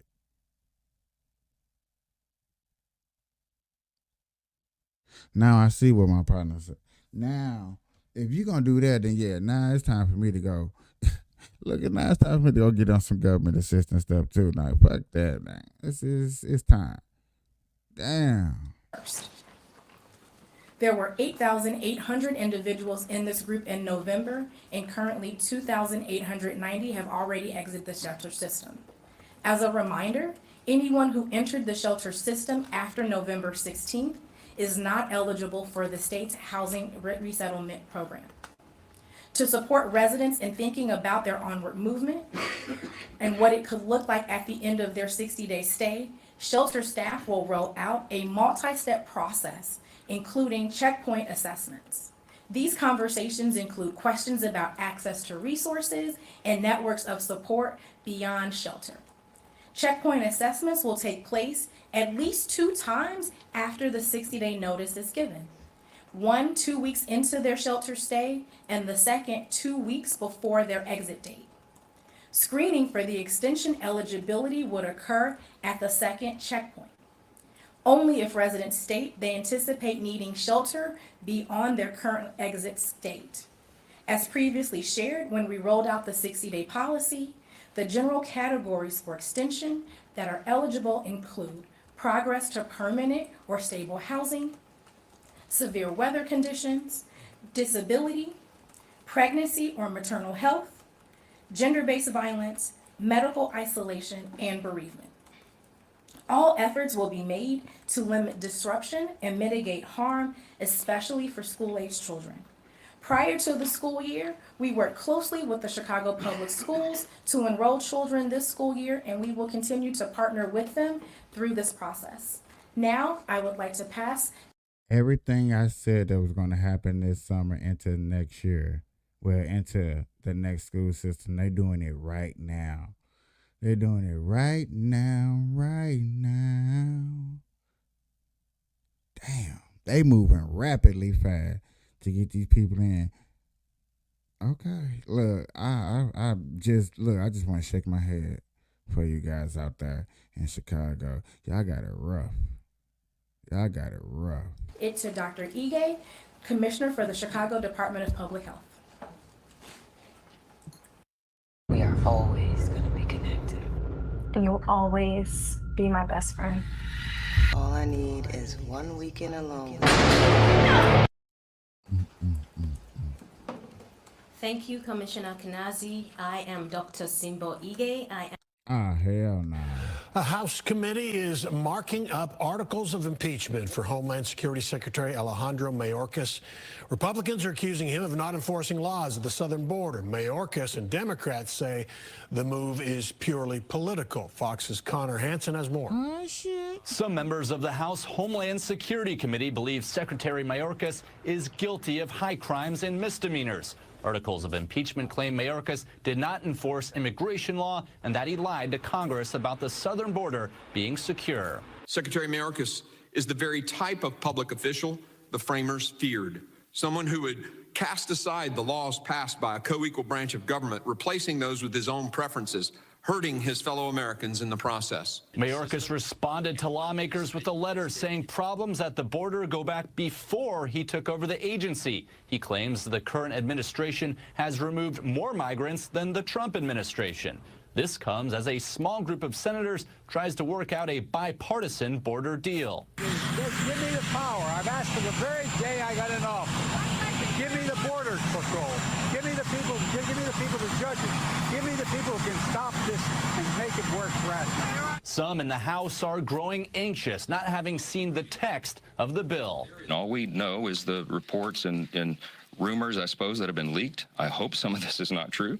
But from what we've seen, clearly, what's been suggested is in this bill is not enough to secure the border. How can you oppose something that you don't even know what is in the text? And what that tells me is they're not interested in governing. Articles of impeachment for Secretary Mayorkas are expected to go to the full House for a vote sometime next week.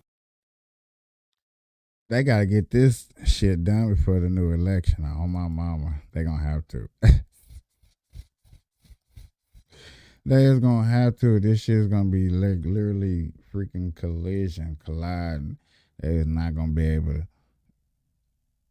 to withhold. They're going to drive their ass crazy. Crazy. I guess we can just gonna drive each other crazy every day around this mother. For real. Is it okay? Is it all right? As long as we smoke weed, I guess we're not gonna drive each other too damn crazy.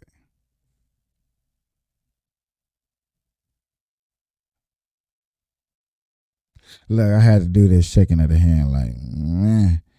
I know I'm going to drive y'all crazy. I don't know if that's my job or that's just what I'm good at. But driving people crazy is definitely something that I am definitely doing. Oh, hell no. I guess I got to share this with y'all because to me, I want to see if this funny. I hope it is. Good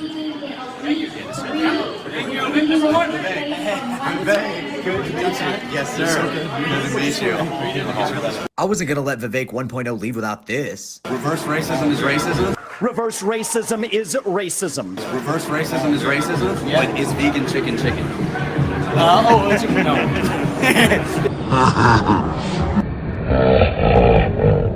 the truth. It's the truth. Keep up the good work. Thank you so much. You gotta keep going.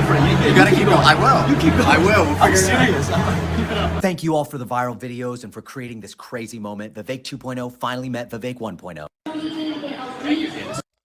Hell no, that was funny. I wanted to share that just in case. I never seen none of this skits either, so I don't know. That's my first time ever seeing that. You know, everybody got one of those lookalikes.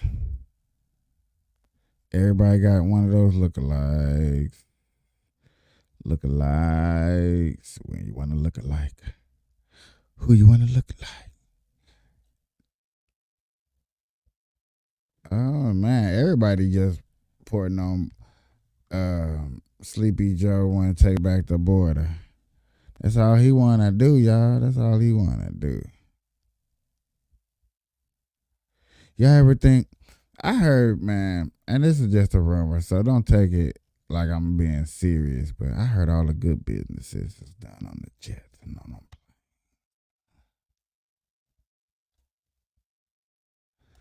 Ah, shit.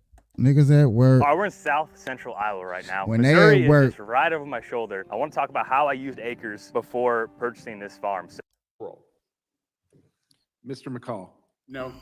when they at work, we gotta be there. Mr. Higgins. Mr. Guest votes no. Mr. Bishop. No. Mr. Bishop votes no. Mr. Jimenez. No. Oh, this on the Mr. impeachment. Jimenez votes no. Mr. Pfluger. No.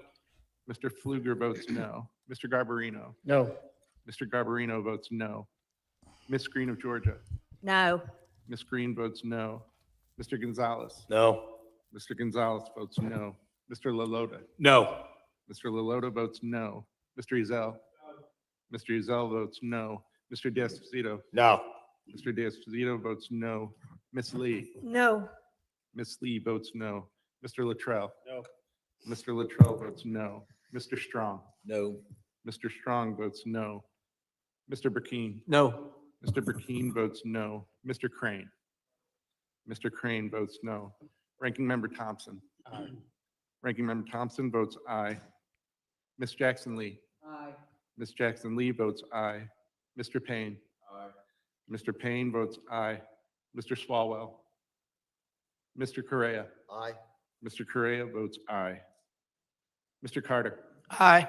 Mr. Carter votes aye. Mr. Tanadar. Aye. Mr. Tanadar votes aye. Mr. Magaziner. Aye. Mr. Magaziner votes aye. Mr. Ivy. Aye. Mr. Ivy votes aye. Mr. Goldman. Aye. Mr. Goldman votes aye. Mr. Garcia. Mr. Garcia votes nay. Mrs. Ramirez. Mrs. Ramirez votes aye. Mr. Menendez. Mr. Menendez votes aye. Ms. Clark. Ms. Clark votes aye. Ms. Titus. Ms. Titus votes aye. How am I recorded? You are not recorded. The chair votes no. Chairman Green votes no. How is Mr. Garcia recorded? Mr. Garcia is recorded as having voted no. Mr. Garcia votes aye.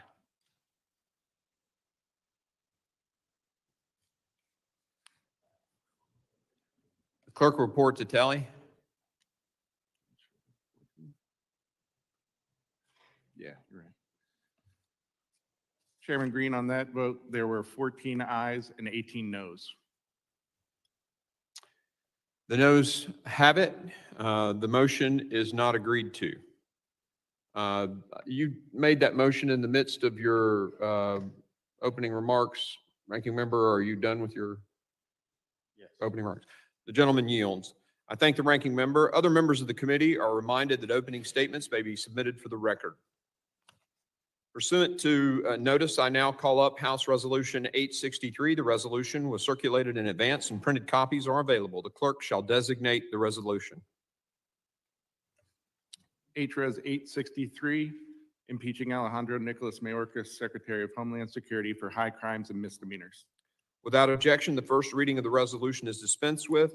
Mr. Chairman, Ranking member, for what purpose? I object to dispensing with the first reading of the bill.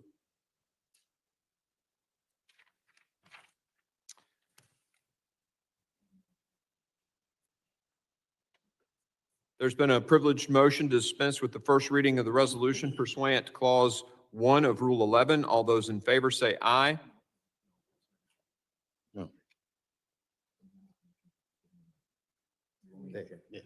You have to. Thank you, Dave. I appreciate that. I only objected that the motion hadn't been made.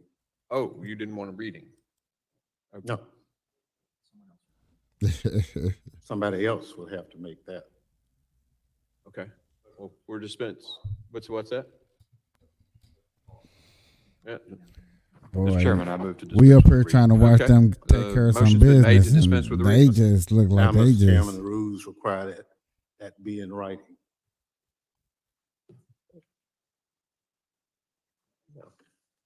Now, y'all, There seems to these be are the some people. parliamentary the- disagreement on whether or not that. Some of these people you see up in here, it might be a reason why they need to go. We get to see. This is why I'm playing this. I'm playing this so you can see, like, we can't do nothing. Oh, yeah. No. The one that sees incompetence, seem like they can't handle their positions. We need to find out what state they represent. Holler at them people. Like, hey, man, y'all peoples need to go. Favor say aye. No. All those opposed, no. The ayes have it, and the first reading shall be dispensed with. Without objection, the We resolution asked shall for a be. recorded vote. A recorded vote has been requested. The clerk will call the roll. Mr. McCall. Aye. Mr. McCall votes aye. Mr. Higgins. Okay, yeah, we're Mr. not Higgins watching votes this because aye. we're Mr. not Guest. going to get nowhere. Mr. Guest votes aye. Mr. Bishop. Mr. Bishop votes aye. Mr. Jimenez. We ain't gonna get Mr. Jimenez votes aye. no, Mr. Fluger. nowhere. Fluger votes aye. Mr. I'm Garbarino. sorry. Mr. Garbarino. I do apologize. I'll be wanting to hear some of that stuff just to see what be going on. You can't never say that a person is taking something out of content or a person didn't deliver something when you hear it right out of the horse's mouth. I watch a lot of C-SPAN. I do.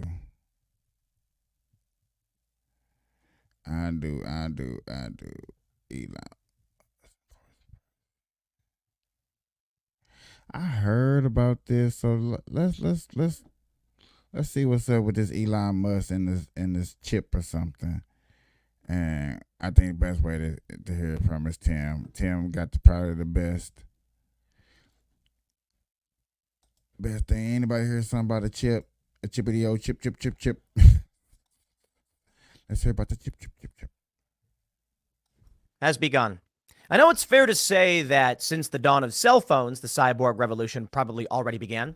We became attached to these digital devices, which networked us all together. But now Elon Musk says his Neuralink startup has implanted a chip in its first human brain. That's right.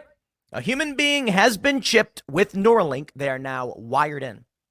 He says that the first technology will be telepathy, allowing people to communicate very quickly. Now, I have questions about this, and of course, there are a lot of implications. I don't know that we can stop what's coming. I mean that sincerely, and it is quite worrisome, like dominoes falling over, especially now with the AI race. No one is willing to back down. It's an arms race. We build nuclear weapons. We know what they're capable of. Everybody else wants to have them too. All of a sudden, now everybody's got their finger on the trigger, and the planet could be destroyed. The same thing with AI. We know what AI is capable of. We know how dangerous it will be. Yet everybody sits there saying, if I don't do it, someone else will. And so they decide, I would rather have the keys to this machine than someone else. And that's True. It's a fact. If Google stops, Microsoft or whoever else, they're going to make their own. If the U.S. bans AI and says we can't do this, China will make it, Russia will make it, and they will use this powerful weapon against us. So, welcome to the dawn of a new era. One in which I think you cannot disagree on nothing that he said about this to make you want to sit back and say, you know what, he does have a point. Is this AI really that dangerous? Hell yeah. It's already, because I just want to hear a little bit on it. I'm not going to watch his whole show. I just want to have something to talk about. So the whole thing is already there's been like 2 major cases. One, there's a AI Taylor Swift having a sex tape or something out, because Taylor Swift is big with the Super Bowl and that conspiracy theory. And then there was a prank call or something with the AI with Joe Biden, and that story leaked out just a little bit. It really hasn't made headlines. Nobody's really investigating it too loudly, because I sure can't find no stories. I've been looking for real. Now that's one story I have been looking for myself, period. But to really sit up here and think that this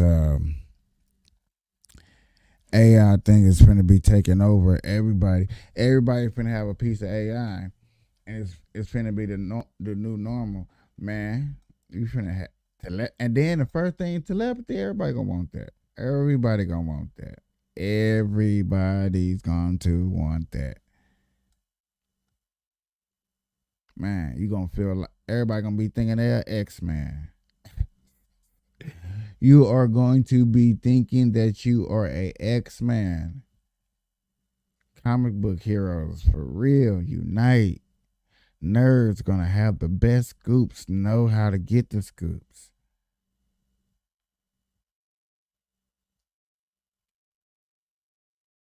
Programmed in your brain, know how to grow the best weed of all time. Because that's what everybody's gonna program first.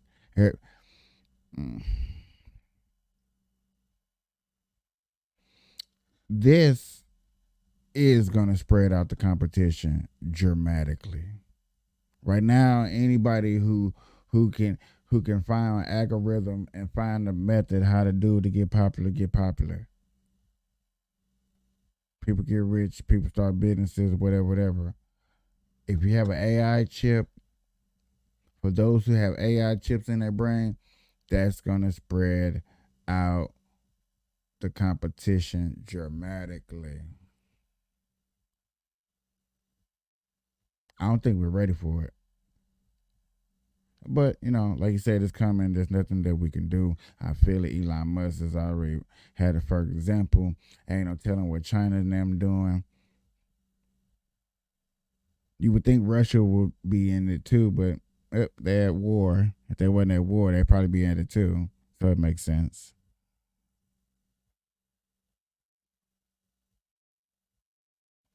It's crazy to me to really be sitting up here thinking that this is the way that we gotta go.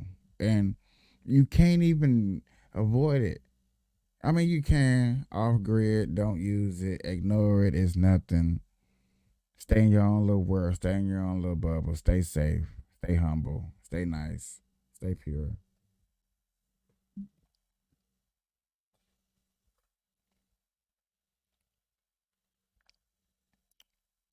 But it's coming.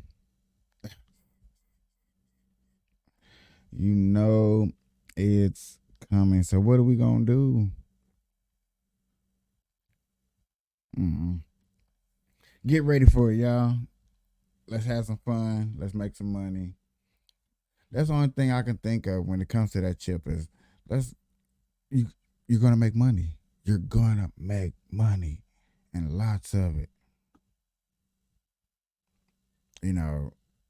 Hopefully nothing stresses you out because you got that chip in your brain. You don't want to short circuit.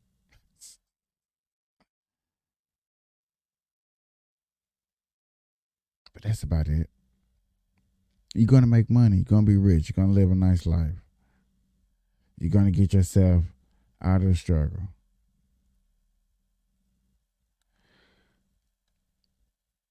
All right, y'all. I ain't gonna spend too much time on that. I want to hear what PDP and then was talking about. Oh, nah, they talking about Business the 80 owners. mil. They talking about the 80 mil. I don't want to hear that. Prison's all about what's in the name, blood and prison. We're at this gorgeous facility built in 1886. They started doing haunted attractions here in the late 90s, probably like 97 or 8. And then we rolled in 2016 and just tried to make it bigger and better.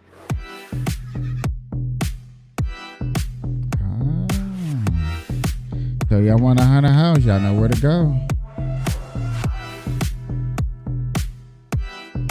We're only open 15 days, but it's still a lot of people to roll through. We knew there was other ticketing companies, and Ticket Spice was one we just found online. 2024 November, the one thing we can do every November is vote. You have options. You have Trump on one side, Biden's on the other side. What are you doing? I'm not even looking at people. I'm voting on policies. Okay. At this point, I don't want to even see a face. And right now, I don't like how a lot of the only thing I will say is maybe it's just all smoke and mirrors, but the economy is the market at least is doing well. Yeah. The market's all let's be honest, It just reached an all-time high. 38,000. all-time high. Sure, of course. The market's doing Yeah. well. I believe joblessness is also down. Unemployment is like, think at 3.5%. Right. People think inflation's still at 10%. It's at 3%. So it's like once But there's a again, difference between Main Street and Wall Street, though, Mike. And for sure, like I said, smoke and mirrors. But I think we all just need to be a little bit more. I just hate pigeonholes. I think we've all become maybe not everyone here, but like a good majority of the country have become pigeonholed into this belief that there's a savior in the form of a candidate and everything's black and white and there's no gray area or let's take a little bit of this or I just want what works. Okay. I'm gonna take that and I'm gonna just roll with it. The thing about Joe Biden against Trump is it's not like it's a savior. I don't think people looking at a savior. It's a lot of people didn't like what Trump said. If Trump never said what he said, Trump would have been 8 years and this had been his last year, he'd have been out. And a lot of people didn't get to see how things were bad, how things can get worse until another president got into office. A lot of things that we expected Trump to go through with the wars and taking out people and stuff like that, a lot of that stuff we expected Trump to do, and he really didn't do. Some people know about the summer fights and what he did, how he killed ISIS and got rid of ISIS. Yes, he did. But as far as the economy growing and jobs and support and how people felt as a whole without everybody getting in their feelings on Twitter, you got to give it to Trump. Now, he done seen 4 years with Biden in office. You know how things are looking. You see how things are maybe looking better, but damn, it's a lot more headache that's coming behind that. It was still just as much as cop killing as it was with Trump. It was still much mass shooting out there as it was with Trump. It was. It really was. So what can we sit up here and say? What can we really sit up here and do? How can we say that which one is a savior? No, which one is just going to make another 4 years smooth? That's it. Both of them got 4 years, period. Which one going to make the next 4 years go a little bit smoother? Because that's all either one of them got. That's the only thing you looking at. Maybe that's why people want a new candidate, because it's weird that y'all fighting for just 4 years, but it's a lot that you can do in 4 years. Everybody have the same 24 hours in a day. Okay? Now, before I go, I want to play my sponsor's video one more time. You see wherever it's at, you see the thing up there. Let me make it bigger for you. Man, how last time we had it right? Now I don't. Because I had a video. Damn. So, my sponsor, Simple Fresh Sleepwear. Man, y'all go check them out. Y'all go check it out. Go check it out. Go check it out. Go check it out. Go check it out. Go check it out. Go check it out. Screenshot this. Do whatever you gotta do. It's the QR code right here. You see the QR code up in the corner. It's been up in the corner. I do want to play this video just to show y'all the things that's gonna be on there. I showed it earlier. It was an ugly copy. This is gonna be a little bit better. You know what I'm saying? A little bit better. But I do want to play before I get up out of here.